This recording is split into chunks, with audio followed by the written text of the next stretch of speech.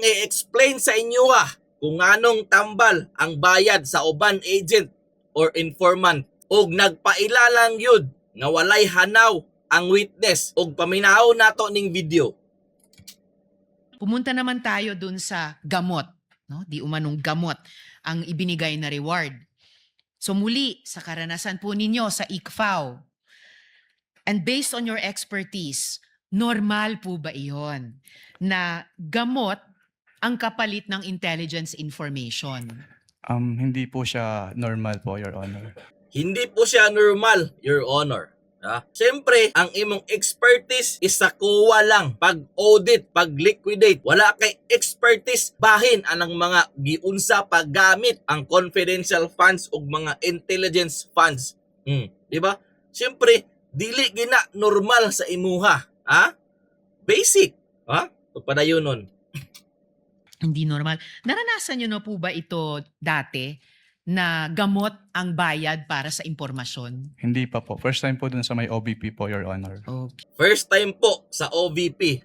So first time niya, no? Siyempre, ikaw na nag-ingon nga first time nimo maka-audit ug maka-liquidate og confidential funds ug intelligence funds.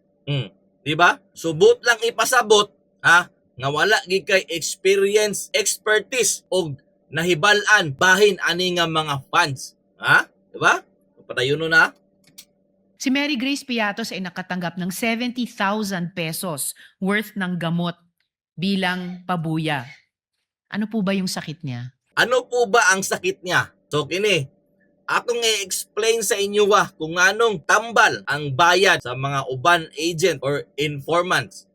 For example, ikaw isa ka agent, ang gipaimbestigahan nimo is mga NPA o rebelde. So buti pasabot, muadto ka sa kampo sa mga rebelde. So meaning, naa ka dito nagpuyo, naa ka sa kuta ng mga rebelde.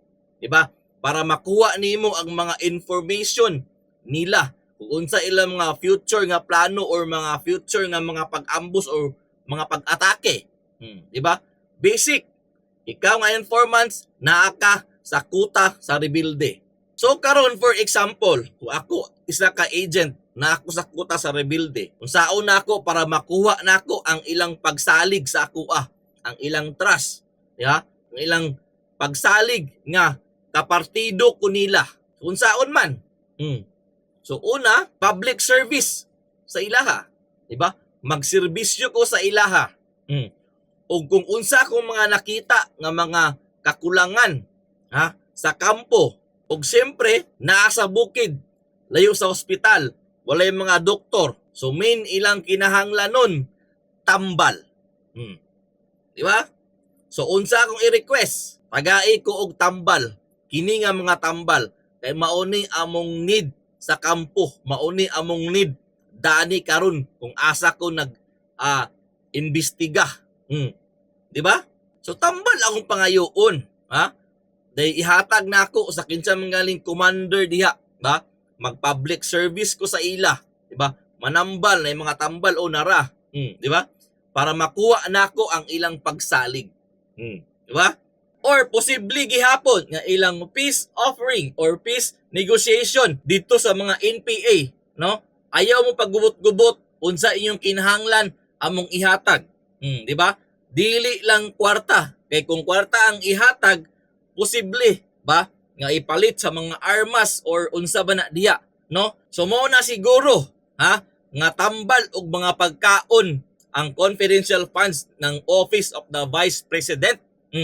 Di ba? Ug pamaagi sa yang agent padulong didto sa mga NPA o rebelde. Di ba? Maunang tambal ang mga bayad sa uban informants. Maunang tambal. Munang dili na basta-basta ipagawas kung kinsa man ang Mary Grace Piatos. Labi na karon, di ba? Tambal. Kunya, kung ako ang isa ka commander sa NPA, kunya nakakita ko ani nga hearing, tambal ang mga gipang bayad sa mga informant, sa mga agent. Naaman mi dani kauban nga mo'y ga-supply sa amo og tambal, abunda kayo. Di ba? Dili ba na maris ang iyang kinabuhi dito? Kumugawas ni? kung makita ni sa commander sa NPA, di ba? Maunang dili basta-basta, ha? Ipagawas ang mga pangalan, ang mga tinuod nga pangalan mo ng alias ra, ha? Matod pa ni Senator Ping Lacson na anay book, na anay folder, na once nga mahuman ang investigation, ahiya pa na ipagawas for liquidation. Uy, giingon niya. Pero nga ang witness, nagpasabot nga walay hanaw ang witness sa mga paggamit sa mga confidential o intelligence funds. So, impas, alam na, kung naay maghatag og mga abunda kayo nga tambal sa mga kota sa mga rebelde, ay wala na. Alam na, impas, bulabog na, tungod ana inyong ipangbuhat, astilan.